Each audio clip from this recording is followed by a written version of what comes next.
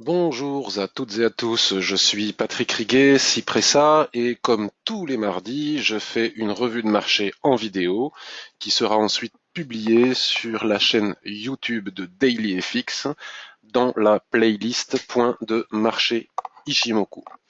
Donc avant de démarrer cette revue de marché, je vous laisse lire l'avertissement sur ce que représente le fait de négocier sur marge sur le marché des devises ou via des produits CFD.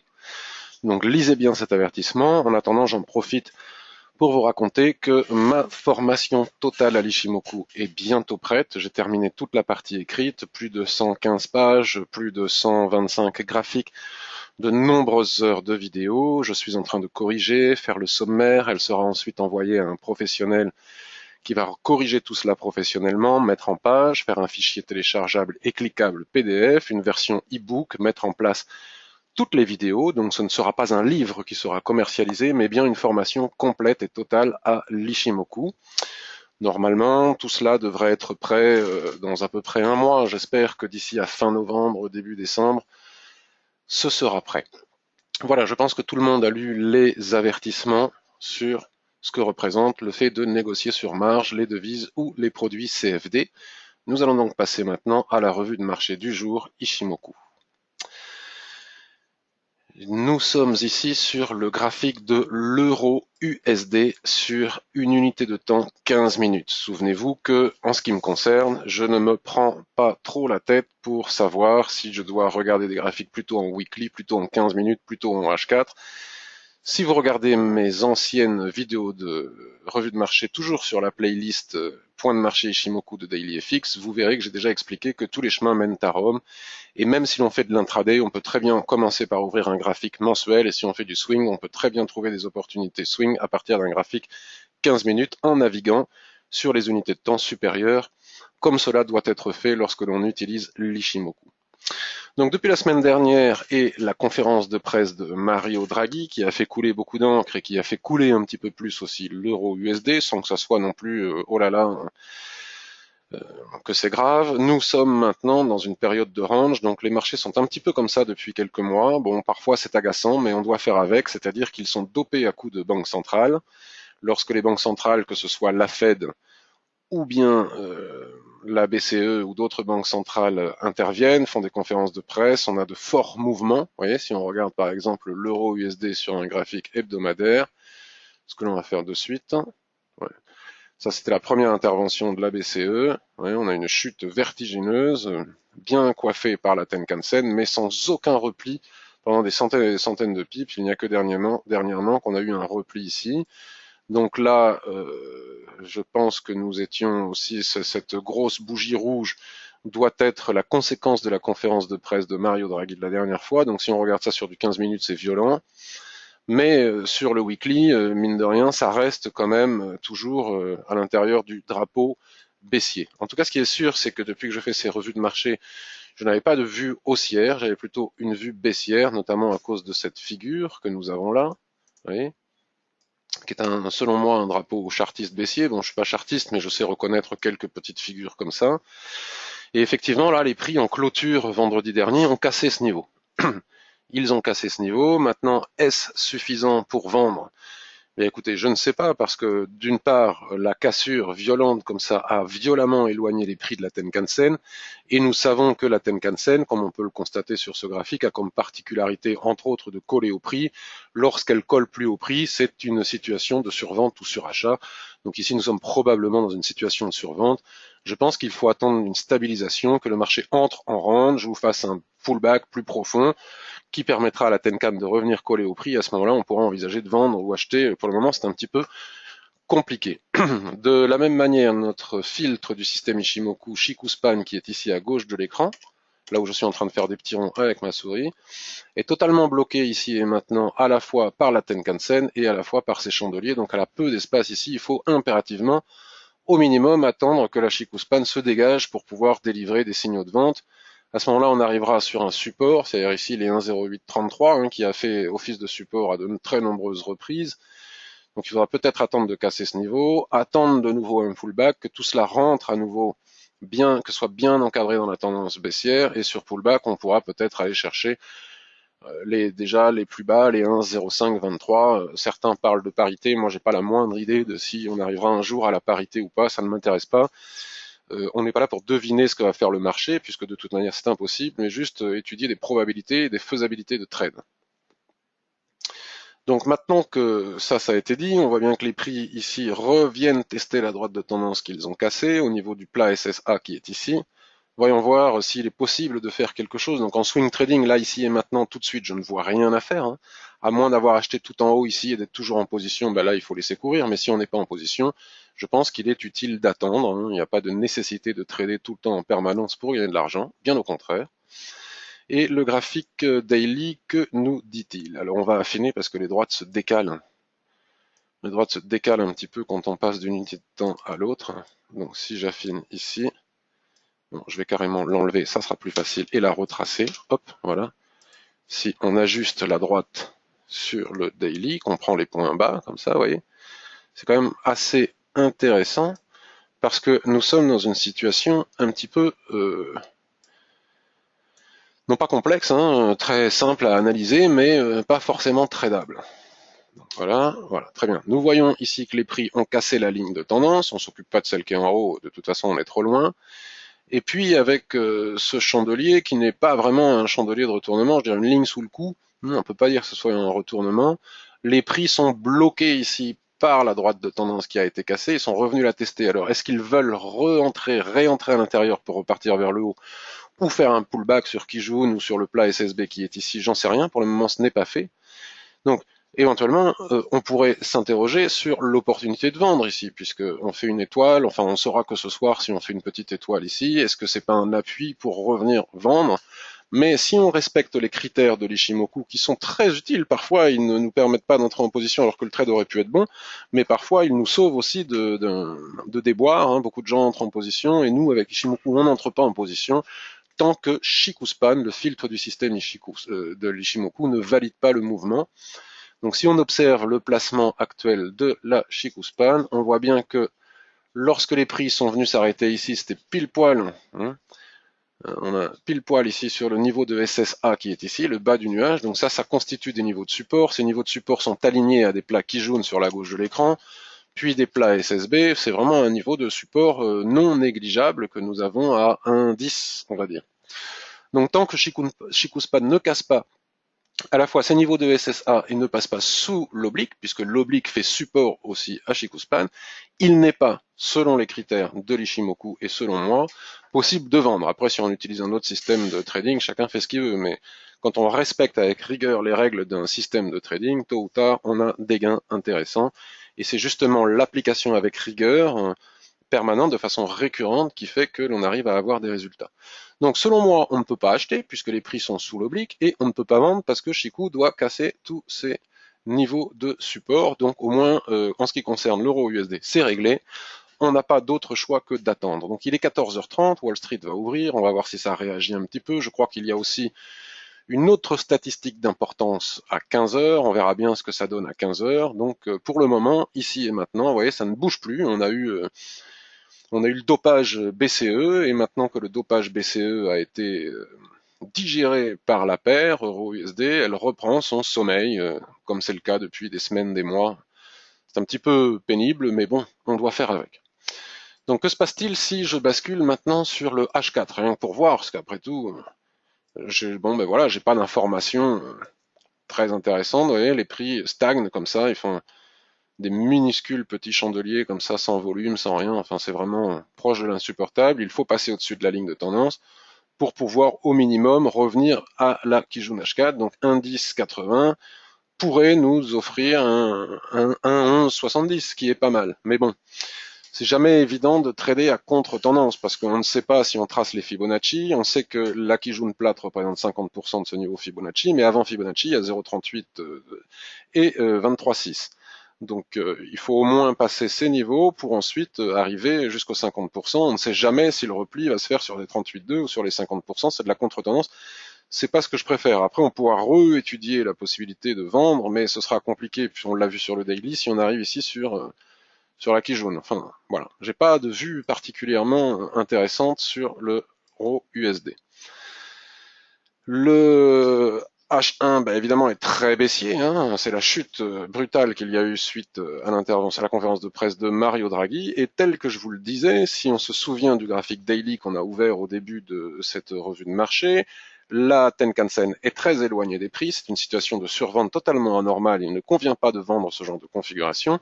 Et je disais, soit les prix vont faire un pullback et remonter, ce qui va permettre à la Tenkan-sen de redescendre au prix sur le daily, soit on va entrer en range. Et il semblerait, alors c'est bien en plus parce que le range se fait bien sous la ligne de tendance, il semblerait que le twist qui est ici, visuellement, nous indique une forte probabilité de trading range, ce qui est tout à fait logique et ce qui permettrait de temporiser en attendant que la Tenkan-sen revienne au prix. Donc à partir de là, et c'est ce que j'ai dit sur mon papier hier, c'était exactement ce que j'ai dit sur la quotidienne Ishimoku, on peut retrouver un petit range très écrasé, comme ça. Alors pourquoi est-ce que je trace mon support? On me demande souvent pourquoi est-ce que je trace mon support ici et non pas ici. Parce que comme tout support, qu'il soit oblique ou horizontal, on cherche à relier un maximum de points. Donc là, on voit bien qu'il y a des points travaillés, des points travaillés, des points travaillés ici deux fois. On a eu une mèche basse ici qui a permis de remonter. Et ici, on a eu une mèche haute qui était peut-être stable, mais avant les statistiques, ça ne l'était en aucun cas. Et donc maintenant, on est un petit peu au milieu de nulle part, il faut attendre. Si on avait une mèche haute ici, avec de nouveau des volumes associés en bas, comme je l'ai expliqué maintes et maintes fois, je ne vais pas recommencer, un soulèvement, il ne serait peut-être pas inintéressant de vendre avec un stop sous la mèche haute, donc on a un excellent ratio pour viser le bas du range.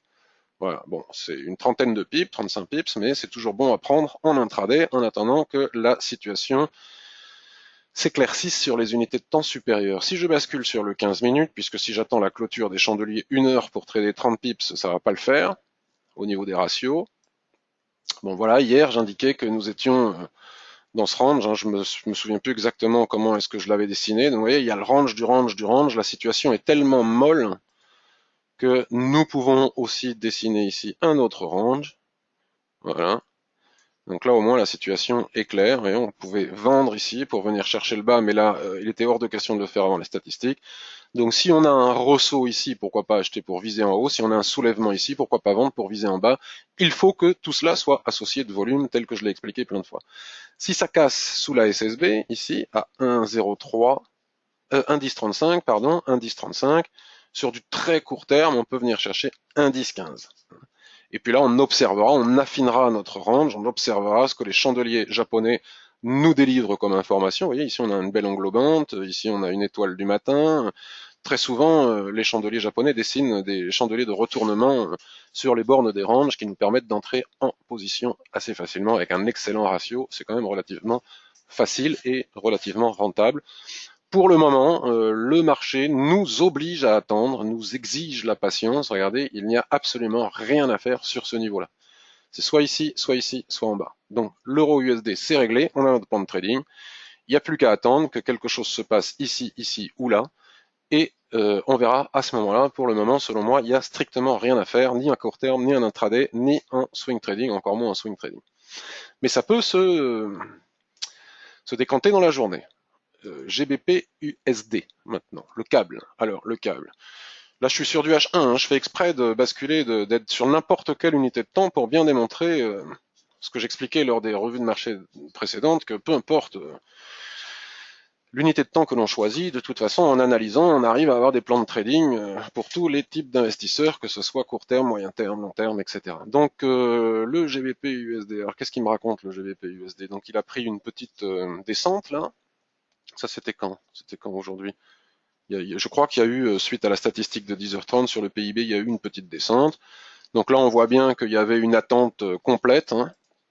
Le marché attendait ce PIB. Hop, il était sur des plus hauts ici. Je parle du 15 minutes. Voilà, classique, regardez, formidable. Cassure de range, retest du range. Et cet avalement ici nous permettait sans doute de vendre. Bon, moi, j'étais pas devant les écrans, donc je l'ai pas fait. Ça, c'était quand c'était le 23. Comment ça se fait? Je suis sur du H1. Et ici, on est le 27. C'est pour vous dire si ça bouge pas. C'est-à-dire, sur une semaine, il y a 1,54, 1,53. Il y a 100 pips. Comme ça, c'est vraiment très peu. Donc bien, maintenant, on est venu taper un support ici. On est obligé de constater que c'est un support. On n'a pas besoin de ligne de l'Ishimoku ni quoi que ce soit pour voir que c'est un support, puisque les prix se sont arrêtés ici. Ils ont rebondi, ils sont allés chercher le nuage. Ils ont refait une mèche ici. Et puis maintenant, on a des petits chandeliers proches de l'insupportable, qui ressemblent à peu près à rien. Et ici, on va avoir sans doute un twist, vous voyez, là où il y a ma souris actuellement. qui va nous permettre très probablement aussi de déterminer une période d'attente ici. Alors, je lisais sur Internet tout à l'heure des gens, oh là là, il y a du range partout, c'est pénible. Non, non, c'est super. C'est très facile à trader les ranges, il suffit d'attendre la bonne opportunité. Puis si on le perd, c'est pas grave, puisqu'on a toujours et systématiquement un ratio excellent. Le money management, la politique du ratio, fait que de toute manière, on n'a pas peur de perdre ou de gagner. On s'en moque un peu.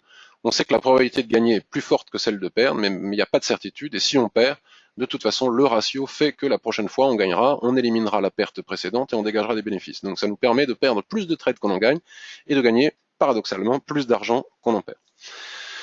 Donc là, l'idée est d'attendre de voir ce qui se passe ici, sur les 1,53, on va dire 0,50 sur les 1,53. Si jamais on a une mèche, on fera ça sur du 15 minutes aussi, parce que l'amplitude, elle est quand même 1,53,65, 1,53,10, il y a 50 pips à prendre ici, c'est pas mal. Mais si on attend le 1 heure, on est obligé d'attendre la clôture des chandeliers, ça risque d'être insuffisant. Donc sur cette zone, on basculera sur le 15 minutes, et si ici, en 15 minutes, on a un rebond avec un chandelier méché, des volumes associés, un chandelier de retournement, pour le moment, les volumes sont ridicules, à ce moment-là, on peut entrer à l'achat pour viser le haut du range. Bon, vous savez bien évidemment que lorsque l'on trade les ranges, il y a une difficulté qui est la ligne d'équilibre, les fameuses rotations partielles. Il n'y a pas toujours des rotations complètes, mais tout cela, nous savons parfaitement bien le gérer. Nous l'avons déjà vu dans tous les tutos, les vidéos, les formations. J'en ai parlé en long, en large et en travers, notamment, surtout, principalement dans les formations.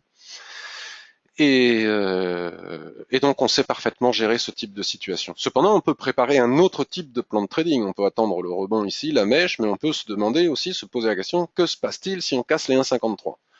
Donc pour le savoir, bon, j'ai vu qu'il y avait beaucoup de bruit à gauche de l'écran sur le H1, on va basculer sur H4. Oui, on va basculer sur H4. Bon ben là voilà, c'est assez intéressant. On a des petits ranges d'attente dans un grand range. On voit bien la zone d'équilibre du grand range qui est ici, vous voyez.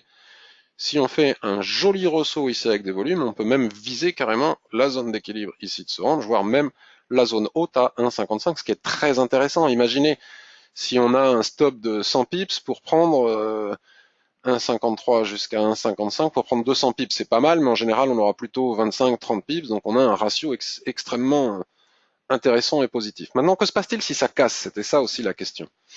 Donc on voit bien qu'on est sur une zone de support assez importante. Bon, il y a, voilà, il y a des lignes de l'Ishimoku un petit peu partout. Moi, si ça casse, là, ici et maintenant, je suis pas tenté d'entrer en position. Alors c'est pas que ça ne va pas y aller, mais contrairement à ce que je peux lire ici et là sur Internet, ça m'amuse toujours quand je lis l'euro USD va aller à la parité, l'euro USD va faire ceci, le GBP USD va faire ceci, cela. Moi, je vous le dis. Moi, ce que je dis, c'est que j'en ai pas la moindre idée. Mais alors, j'en sais rien, de rien, de rien, de rien. Je me pose juste la question de la probabilité. Si ça casse ici, est-ce que je peux aller venir chercher, par exemple, ce niveau? Quand je regarde le bruit qui est à gauche de l'écran, c'est que je vois bien qu'ici, il y a d'autres niveaux de support des prix. Puis il y a un plat qui jaune ici, même si tout cela est à plat et devrait quand même être relativement friable. La probabilité de gagner mon trade est possible, mais pas, j'ai pas suffisamment de preuves de faisabilité. Je peux pas dire que ce niveau ne va pas repousser les prix vers le haut. Vous voyez, on voit bien que c'est un niveau important. Donc c'est pas ma préférence. Moi, je préférerais ici avoir un joli ressaut pour trader le range. Bon, maintenant, si ça casse sur le H4, c'est pas vraiment tentant. Et sur le daily, voyons voir ce que l'on a sur le daily. Donc sur le daily, tout cela est bien plat, encore une fois. Hein. Bon, là, on a un plat SSB ici avec un plat Tenkan qui doit correspondre au niveau que j'ai indiqué. Donc vous voyez, plat Tenkan ici, plat SSB ici, aligné. Est-ce qu'on va rentrer en position sur du daily ou sur du H4 ou du 15 minutes pour aller chercher la cassure ici 1,53, 1,52,40? Pourquoi pas? Mais ça n'a pas ma préférence. Alors on va quand même tracer ce niveau pour revenir sur les unités de temps inférieures. Voilà, tac. Je vais aller voir maintenant sur le weekly. Hein, je vais très vite parce que voilà. Sur le weekly, le même niveau, vous voyez qu'on a tracé le plat qui jaune qui est ici. Dans une tendance baissière, mais ça vient de twister aussi, donc il n'est pas impossible qu'on fasse un super range, donc il n'est pas impossible d'atteindre les 1,51,68, mais à ce moment-là, autant attendre, laisser le marché partir tout seul sur ce niveau, et là, sur ces niveaux, vous voyez, si on a des chandeliers dans ce genre, des doji avec des étoiles du matin, à ce moment-là, acheter pour repartir en haut. Mais là, c'est un peu, bon, on voit bien qu'il y a un petit espace quand même ici. Il y a un petit espace ici, c'est jouable, hein, c'est faisable. Je vais quand même regarder encore une fois sur le mensuel. Vous voyez, des fois je vais très loin quand j'ai des doutes. De toute façon, quand j'ai des doutes, quand c'est pas très propre, j'aime pas y aller. Bon là, on a un superbe range de long terme sur le mensuel. Et ma ligne noire, elle est là. On voit bien qu'elle correspond à des niveaux de support des prix, vous voyez. Donc pas évident de dépasser ce niveau, sauf si on revient sur le bas ici, mais ce qui serait étonnant puisqu'on est dans la phase haussière. Donc pour le moment, donc voilà, maintenant on revient sur notre 15 minutes. Je vais un peu vite, excusez-moi, mais c'est pas un cours sur l'Ishimoku, c'est une revue de marché. Voilà, sur 15 minutes, si on casse les 1,53, il n'est pas impossible de venir chercher les 1,52,43, mais au niveau de la question, quelle est la probabilité de succès de ce trade? C'est relatif parce que, comme on l'a vu ensemble, il y a quand même pas mal d'obstacles sur le H4. Donc, bon, en général, il faut quand même faire attention. À moins d'avoir une cassure franche, hein, ça reste une cassure franche, mais bon, je préférerais avoir un chandelier de ce genre, méché avec des volumes associés pour réacheter et venir chercher le haut du range 15 minutes au minimum que l'on a vu au début de l'analyse du GBP USD. Donc, j'ai mon plan de trading. Mon plan de trading, c'est plutôt attendre un ressaut ici, plus qu'une cassure à ce niveau-là. Bien que le PIB ne soit pas bon, ça n'a pas l'air d'exciter excessivement le marché. AUD, USD, bon, mais écoutez, il y a du range partout, hein, que ça nous plaise ou que ça nous plaise pas, il faut savoir que la tendance est une situation de déséquilibre rare et que le range, le marché est quasiment tout le temps en range et encore plus en ce moment. Ce qui est un peu pénible en ce moment, c'est que entre chaque banque centrale, il n'y a pas une force incroyable. Vous voyez, là, on a des ressauts, on n'arrive pas à aller en haut, on s'arrête au niveau de l'équilibre, la fameuse rotation partielle, alors que habituellement, ça va quand même beaucoup plus vite, hein. Il faut attendre longtemps, et puis les prix stagnent ici au milieu du range. C'est comme ça, si on trade ça, il y a de fortes probabilités de perdre de l'argent, donc il vaut mieux ne pas trader, être patient et attendre d'arriver sur des niveaux clairs.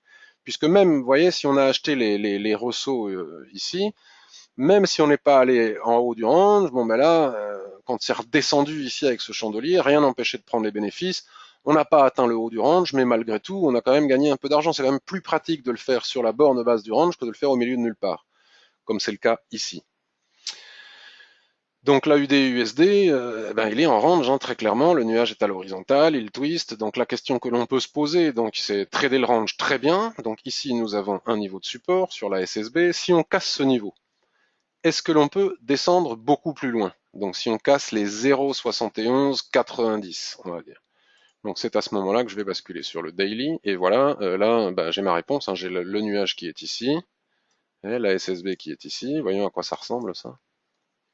Bon là, c'est intéressant, c'est un petit peu différent. On a encore ici un twist qui peut permettre d'imaginer que nous serions dans un grand rectangle comme ça, mais là c'est la zone d'équilibre, elle n'a pas été cassée. Il y a un magnifique des marteaux inversés ici, Doji, étoile du matin, un superbe rebond sur cette zone. Bon, mais ça va pas bien loin. On aurait pu imaginer que ça remonte jusqu'en haut et ici au-delà, peut-être partir beaucoup plus bas suite à ces chandeliers de retournement. Ici, si vous regardez le mensuel, on est sur une zone de retournement. Donc là, on a tout cassé. On retrace. Hein, c'est pas impossible de retracer aussi jusqu'à la Kijun. Donc ça n'aura pas ma préférence pour le moment. La vente ici, il y a trop de bruit. Encore une fois, pas assez de probabilité. Là, on aurait pu imaginer que d'aller plus haut. Je ne sais pas ce qui s'est passé le 23-10. Là, pourquoi est-ce qu'on a eu ce marteau inversé comme ça? Je ne sais pas. On aurait pu imaginer qu'à partir de là, on remonte en haut, qu'on casse et qu'on poursuive le renversement, de tendance. Bon, ici et maintenant, on va continuer à étudier cette zone pour des achats, pour essayer de viser le haut ici, ou au minimum la Tenkan, puisque ça s'est arrêté ici. Donc si on achète à 0,72 et qu'on va chercher 0,72-70 en intraday, c'est pas mal, déjà. Pour le moment, ici, on est au milieu de nulle part, faut attendre, quoi. Faut attendre. Il n'y a rien à faire ici et maintenant sur l'AUD-USD, sur du daily. Donc si on le bascule en 15 minutes pour voir, si on n'a pas des opportunités de très court terme, bon, c'est pas très propre, le range, il est tout de travers. Et moi, j'aime bien les ranges bien rectangles. Là, le nuage bouge sans arrêt, offrant des ranges dans le range du range. C'est significatif, le nuage est extrêmement plat. Et surtout, pardon, ce que je veux dire, il est extrêmement fin, tout maigrichon, le pauvre nuage. Cela est un indicateur de manque absolu de volatilité sur les périodes passées. Donc, ça n'y a pas de volatilité, le nuage devient très fin. Et donc là, vous voyez, à 14 heures, mais c'était avant les statistiques, il n'y a pas de volume associé, mais on a bien un ressaut, possibilité d'acheter ici, avalement, et de viser en haut. Et là, on est en train de buter sur la zone d'équilibre, c'est-à-dire que les prix n'ont aucune force. Non, vraiment aucune force. Cependant, si on a de nouveau ici un ressaut avec volume, on peut acheter pour viser le haut, selon moi. Et si ça casse ici à 0,7220, on peut venir chercher le bas du range à 0,7204. On fera ça 14, 0,14. On fera ça sur du 5 minutes. Bon, moi, c'est pas ma tasse de thé, hein. Mais pour les gens, les traders de très court terme, si ça casse ici, la probabilité de venir chercher le bas ici est importante. Si ça casse en haut, c'est intéressant. Si ça casse en haut, 0,7264, l'objectif, a priori, c'est le haut du range ici, en tenant compte des résistances intermédiaires qui se trouvent là. Bon, déjà, en très court terme, si on casse les 0,7266, on a 0,7292, un peu moins de 30 pips, encore une fois, à trader à très court terme. Et au-dessus des 0,73, on peut aller chercher le haut du range ici. Je vois pas à quel niveau il est parce que j'ai mon petit logiciel de conférence en ligne qui a une barre d'outils ici qui me cache le niveau. Voilà. Mais c'est assez intéressant. Donc, encore une fois, swing trading, moyen terme, il faut attendre. Très court terme, il y a des possibilités. On a des plans de trading, il faut attendre, mais il est déjà 15 heures, donc 14h47. Voilà. Bon, ben écoutez, NZD, USD, ben c'est simple, clair et net. On l'a étudié peut-être tout à l'heure. Alors je faisais une formation avec un client de FXM ce matin qui a ouvert un compte. Et donc c'est dans ce cadre-là que j'ai pris cet exemple. Vous voyez, on a un twist, twist, twist, twist. Là, on a une superbe mèche. Il est, voilà, c'est du H1. C'est dommage qu'il y ait une statistique à 15 heures, parce que moi je shorterais bien ça, hein. S'il n'y avait pas de statistique à 15 heures, je shorterais ici bien en tête, avec un stop ici, et je vise le bas du range. Donc ça, c'est possible. On va y revenir si on est encore ensemble dans 10 minutes. Peut-être que j'aurai fini. Voir ce qui peut se passer ici, mais la statistique peut renvoyer le tout en haut. C'est quand même assez intéressant, parce que le range, il est bien borné ici par l'ASSB, le plat qui jaune. On a un niveau ici, bon, un support aussi ici. Il y a quelque chose d'intéressant à faire. Là, on est vraiment dans la configuration, les fameux soulèvements. Bon, il faudrait qu'il y ait un peu plus de volume, ce qui nous indiquerait que la lutte est un petit peu plus féroce. On peut pas dire qu'elle soit acharnée, cette lutte, mais il y a peut-être quelque chose à faire ici après la statistique. Qu'est-ce qu'on va regarder d'autre? USD Yen en H4. Regardez-moi ça comme c'est vilain. Aucune volatilité. Puis là, ça s'énerve un petit peu. Puis là, on est venu chercher un niveau de résistance, puisqu'on est obligé de tenir compte de ce niveau de résistance ici. Voilà, paf, on a un niveau de résistance ici, vous voyez, les prix ici, et on n'a pas encore franchi ce niveau. Donc il faut casser ce niveau des 121,70 pour sans doute aller chercher quelques points supplémentaires. Donc pour le savoir, on va regarder le graphique journalier. Donc c'est très intéressant que de constater que même s'il ne twiste pas sans arrêt, le nuage est totalement à l'horizontale, il n'y a pas de tendance, et que nous sommes dans une dérive latérale contenue entre 121,70 et on va dire 118,80. Donc là, regardez, nous avions un superbe doji ici sur lequel il était possible d'entrer et on est bien allé chercher presque le haut de ce range. Bon, mais moi, si j'étais rentré ici, je ne serais même pas allé chercher ce niveau, je me serais contenté des niveaux précédents qui étaient ici. Et là, on réintègre tout cela. Est-ce que c'est pour prendre un appui? Là, on peut commencer à tracer une traîne.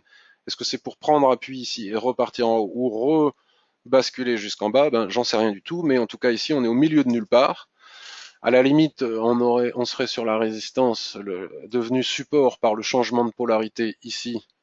Et on voit bien ici toutes les mèches. Bon, je veux bien, mais là, alors éventuellement, si on clôture en journalier comme ça, si on clôture, si le chandelier ici fait une grosse mèche sous le support et clôture ici, je pense qu'on peut acheter pour viser le haut de ce rectangle. Et puis ensuite, les prochains niveaux, ben c'est ici la SSB 122,17 et puis ensuite 123,10. Ouais, on a des niveaux très clairs avec l'USD Yen. Il se met en mode belle au bois dormant pendant très longtemps et puis lorsque le prince vient le réveiller, il a des niveaux très clairs, il sait parfaitement où il va, c'est assez facile à trader, il suffit juste d'être patient. Si on bascule sur, bon mais ça c'est des exemples que j'ai utilisés tout à l'heure pour les plans de trading passés, hein, je me rappelais du plaisir qu'on avait pris avec la cassure des 105, la cassure des 110, la cassure des 107. Donc là voilà, hein, on est dans ce niveau. Donc le prochain niveau ici on a dit ben c'est les 122,30, hein, c'est ce qu'on a dit. Puis au-dessus ben on a un niveau à 122,95, puis les plus hauts. Puis ensuite il faut basculer sur le mensuel. Le mensuel nous délivre un maximum d'informations. Il suffit de tracer les SSB à gauche de l'écran. 14 heures, c'est ça que je surveille. Le NZD USD. Vous voyez là je suis toujours. C'est pas bien de shorter à une stade. Donc là, le trader doit maîtriser ses émotions. Je me parle un peu à moi-même, hein. Mon impatience est un de mes principaux défauts, mais il est nécessaire d'attendre. On n'entre pas comme ça avant une statistique. On a le ratio, hein. Si on rentre ici, on a le ratio. Bien. Qu'est-ce qu'on pourrait regarder, moi? Je ne sais pas. AUD Yen. AUD Yen, bah écoutez, la première chose que doit faire un trader qui utilise l'Ishimoku, c'est regarder l'orientation générale du nuage. Et là, si l'on regarde l'orientation du nuage, c'est clair comme de l'eau de roche. Kijun plate, aligné à plat SSB ici, qui nous donne pile poil la zone d'équilibre du range. Il n'y a plus qu'à tracer un rectangle. Hop, relier un maximum de points. On est au milieu de nulle part, on est en pile poil dans la zone d'équilibre. Vous voyez, ce chandelier était shortable, par exemple, toujours avec des gros volumes en dessous. Voilà, comme je disais. Hop, ça remonte un petit peu, mais ça ne vient pas toucher notre stop au-dessus de la mèche. Là, on travaille la zone d'équilibre. Et là, ici, il va y avoir toute une série de petits chandeliers. Si on a un signal de retournement en chandelier japonais, ben on peut encaisser les bénéfices. Au contraire, si on a un signal de continuation, eh ben on continue jusqu'en bas. Et lorsqu'on arrive en bas, rebelote. Donc ici et maintenant, au milieu de nulle part, il n'y a rien à faire. USD4, ben mon plan de trading n'a pas changé. Souvenez-vous déjà, la semaine dernière, je vous avais parlé de mon plan de trading. Peut-être qu'il va se déclencher quand je serai à Buenos Aires la semaine prochaine. Je pars 15 jours en Argentine, me détendre un petit peu.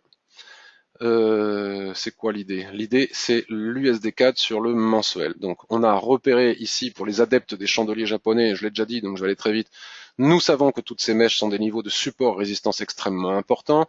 On les a cassés là, pour la première fois depuis 2008, donc c'est quand même un signal très fort. D'accord. Puis les prix sont venus retracer sur ce niveau. Là, ils sont en train de dessiner un pendu, mais pour le moment, c'est un peu bête que de le dire, puisque nous ne sommes que le 27, il faut attendre la clôture mensuelle. J'ai tracé tous les paliers de SSB, les alignements de plaques Kijun, les alignements de Platencad, même quand ils sont tout petits sur le mensuel, il faut en tenir compte. Puis ensuite ici, et j'ai découvert qu'il y avait un espace véritablement tradable où il n'y avait aucune ligne de l'Ishimoku qui venait nous embêter jusqu'à ce niveau. C'est-à-dire que le jour où on casse les 1,35, je m'en souviendrai parfaitement et je tenterai d'aller chercher les 1,37,65, le tout sur le H4. Donc, comme je montrais ce matin dans la formation, parfois on peut attendre un mois pour que cela se produise. Et donc là, la probabilité 1,32,40 d'aller chercher un 33 est importante, mais ça ne m'intéresse pas, je vais attendre patiemment, je ne suis pas pressé. Et lorsqu'on viendra chercher ici les 1,35, vous voyez, j'ai aucune ligne de l'Ishimoku qui fasse du bruit entre ces deux lignes. Et mon plan de trading, il est prêt. Alors malheureusement, le trader débutant, il va en découdre avec le marché maintenant. Ça l'intéresse pas qu'on lui dise qu'à la cassure des 1,35, on puisse aller chercher 1,37. Oui, mais moi maintenant, je veux maintenant. Mais le trading, c'est aussi ça, c'est maintenant s'abstenir et préparer des plans de trading clairs, nets et précis pour les jours qui viennent. Euro AUD. Euro AUD. J'ai fait quoi là? Euro AUD. Nous sommes dans une tendance baissière avec des périodes de range, vous voyez, et puis on recasse le tout avec la BCE, et puis là on trace les Fibonacci, et on s'aperçoit que le 50% de retracement de Fibonacci, c'est la Kijun, et donc il n'est pas impossible, vu que les prix se sont arrêtés ici, qu'on retrace. Hein, c'est fortement probable qu'on retrace. C'est jamais facile de trader. Si j'essaie de voir si je trace une trend, mais ça ne donne rien. Donc peut-être qu'à contre-tendance, donc moi c'est pas ma tasse de thé la contre-tendance, mais je le fais de temps en temps.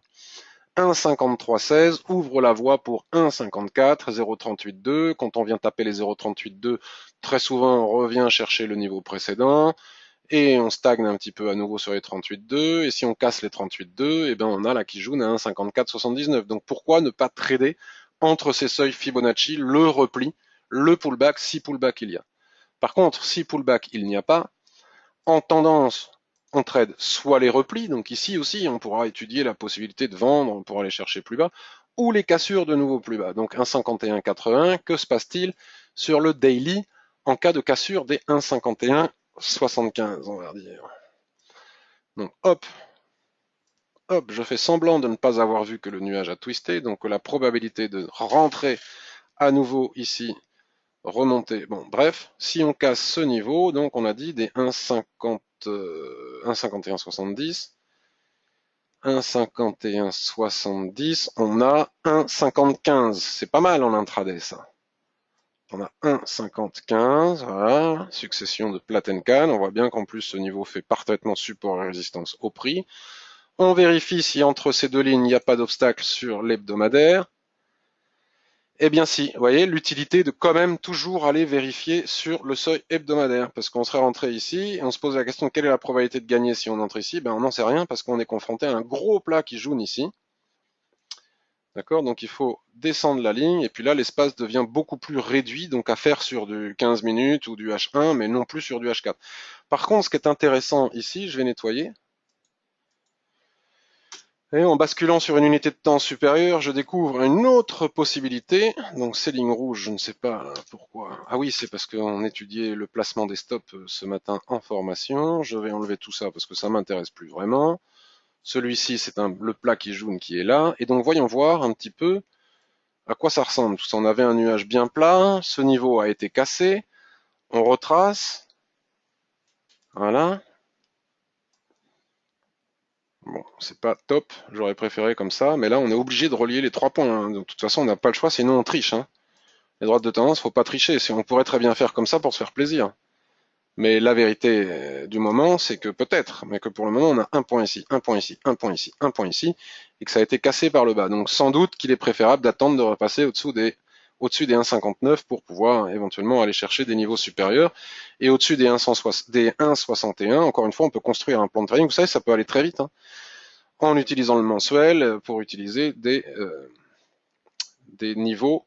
Ce niveau est quand même assez intéressant, parce que c'est un niveau Kijun plat associé à un plat SSB ici, lui-même aligné pardon, à un plat Kijun à gauche de l'écran, puis à un plat Tenkan. Donc c'est pas de la gnognotte, donc on le sait, on le trace, et on va regarder comment est-ce que ça réagit là-dessus. Conséquence de Draghi, tout ce petit monde était en train de monter gentiment, Draghi nous fait chuter tout ça, le coquin, donc on revient sur H4, hop, on voit que il est intéressant d'étudier un rebond sur ce niveau. Donc si sur les 1,51, 19, 1,51 ici ça rebondit, quand les chandeliers japonais dessinent des lignes de retournement, je pourrais envisager d'entrer sur ce niveau pour aller chercher Tenkan, et puis ensuite les 38,2, puis ensuite les 50% de Fibonacci qui se trouvent ici. Vous voyez? Donc là, on a à nouveau un plan de trading à contre-tendance sur le H4, mais complètement dans la tendance sur le daily, sur ce niveau de support qui est ici. Ah, excusez-moi, il y a le téléphone qui sonne. Je vais l'éteindre et je reviens.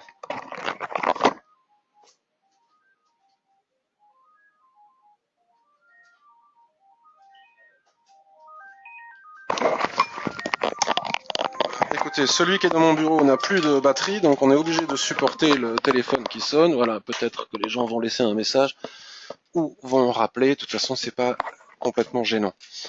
Quoi dire de plus? Donc sur Euro AUD, c'est fait. GBP AUD, on va pas tous se les faire. Alors DAX, puisque le DAX c'est un actif qui plaît beaucoup sur les réseaux sociaux. Moi, il me plaît bien, mais pas plus que le reste, hein. C'est violent, c'est pas si facile à trader que cela. Il faut bien avoir de bons niveaux. Donc encore une fois, je lis sur les réseaux sociaux, ça va aller à 15 000, on va aller on va aller là. Bon, j'en sais rien du tout. Ce que je sais, c'est que regardez, ici et maintenant, nous sommes sur un niveau de résistance qui a fait support, changement de polarité. Voilà. On s'est quand même fortement éloigné de la Tenkan, donc si on trace les Fibos, ici on a les 50%, donc il n'est pas interdit non plus, avant d'aller je ne sais pas où on nous dit sur les réseaux sociaux, il n'est peut-être pas interdit de venir se replier sur les 10 478, ça va pas monter ad vitam aeternam, enfin peut-être, hein, avec l'intervention des banques centrales. Bon, ici la tendance est fortement accélérée, vous voyez, si on trace une droite ici, il serait peut-être intéressant d'étudier la possibilité de faire quelque chose en cas de repli sur la Kijun-sen. Vous voyez, il ne serait pas très loin de la droite de tendance. Donc si ici les chandeliers clôturent au-dessus de cette ligne ou voire même dessinent des lignes de retournement sur ce seuil dans les unités de temps inférieures, ce qui permet de mesurer si une Kijun va tenir ou pas probablement en allant vérifier sa force sur les unités de temps inférieures associées aux lignes de l'Ishimoku des chandeliers japonais, pardon.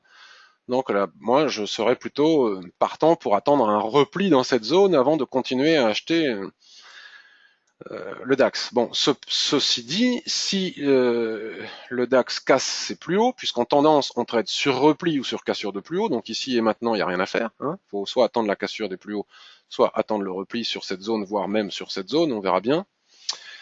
Ce qui se passe, étant donné qu'ici c'est aussi une zone, hein, vous voyez, de changement de polarité qui a fait résistance longtemps et qui fait support, donc on pourrait descendre encore plus bas. Hein, c'est pas, la Kijun n'est pas un mur infranchissable, mais on a les moyens de savoir si elle va résister ou pas, ou supporter plutôt dans ce cas ou pas. Donc ici on a tracé une ligne qui pourrait être un objectif. Donc si on casse, donc on a un plan de trading ici à étudier, hein, rien de sûr, mais à étudier dans cette zone. Et si on casse les 10 840, où est-ce que l'on peut se diriger? Donc pour avoir un petit peu plus d'informations, je vais regarder sur le daily. Et sur le daily, vous voyez ce que je vous disais, donc on peut nous annoncer tout ce qu'on veut. Moi, je ne sais pas, je regarde les graphiques. Et là, on voit bien qu'on est sur une zone de résistance, regardez. De l'ancien range. Vous voyez, là, on avait un range. Paf, il a cassé par le bas. On revient tester cette zone. Moi, personnellement, j'ai plutôt tendance à imaginer, alors ce n'est que de l'imaginaire, hein, mais a plutôt tendance à imaginer un repli sur les 10 580, sur la Kijun H4, etc. À partir de là, on verra.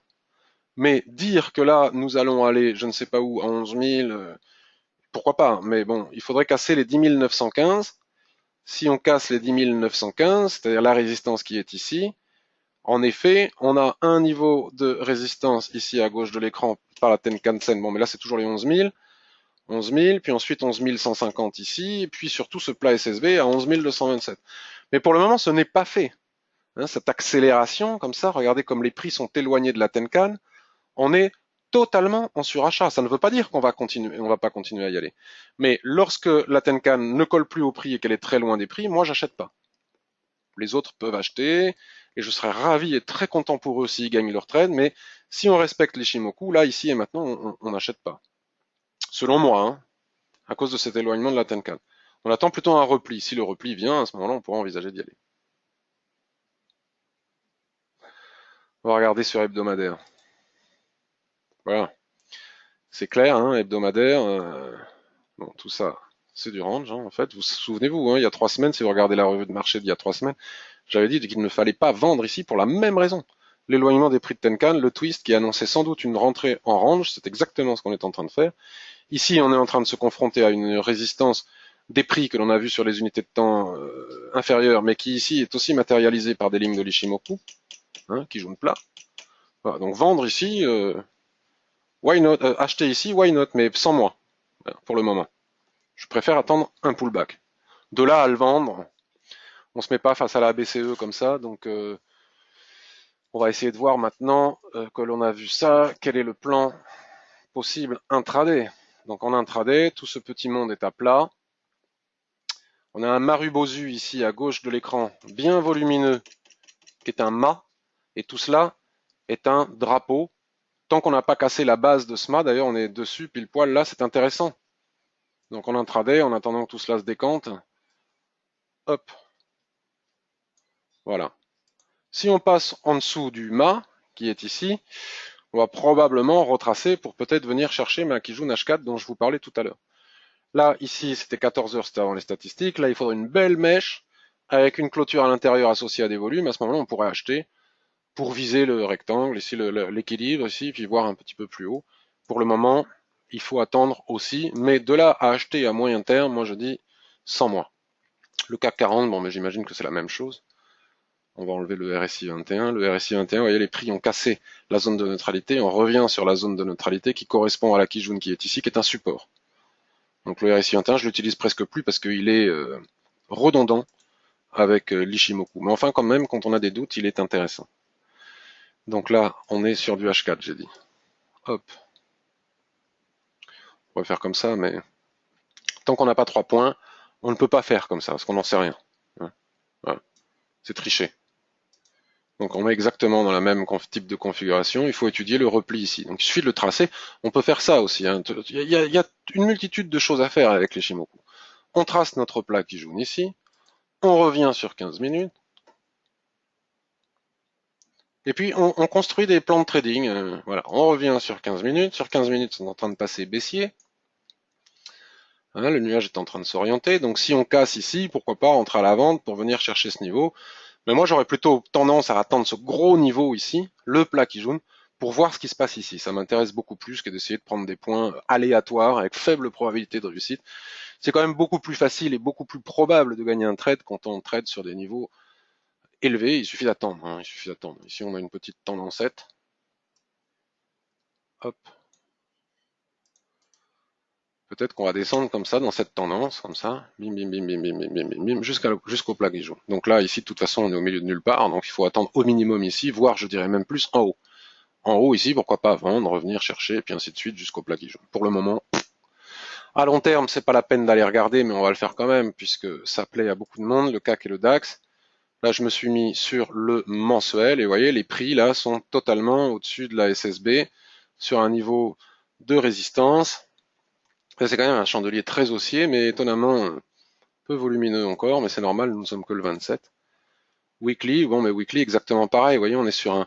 Regardez, ça c'est un ancien support devenu résistance, et ça ne passe pas pour le moment. Les prix sont très éloignés de la Tenkan. Il est imprudent de continuer à acheter maintenant sur ces niveaux-là. Pour en savoir un peu plus, on va aller regarder le SP500, puisque le SP500 est le maître étalon. C'est lui qui nous indique ce que vont faire le DAX et le CAC, plus que l'Ishimoku, je dirais, et c'est exactement la même chose. Bon, là, on a cassé, si on trace les Fibos, voyons, pour voir. Bon, à mon avis, on a fait 100% de retracement.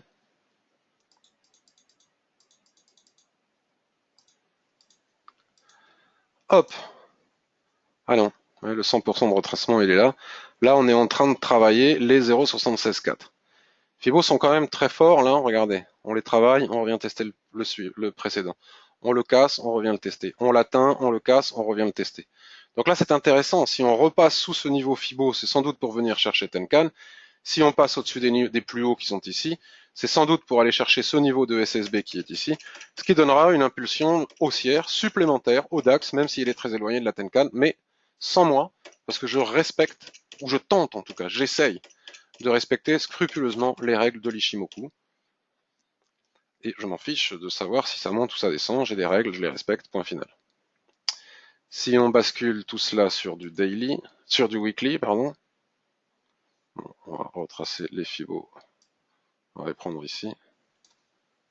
Ici c'est bon, 50% le plat qui jaune, 61,8, 0,76.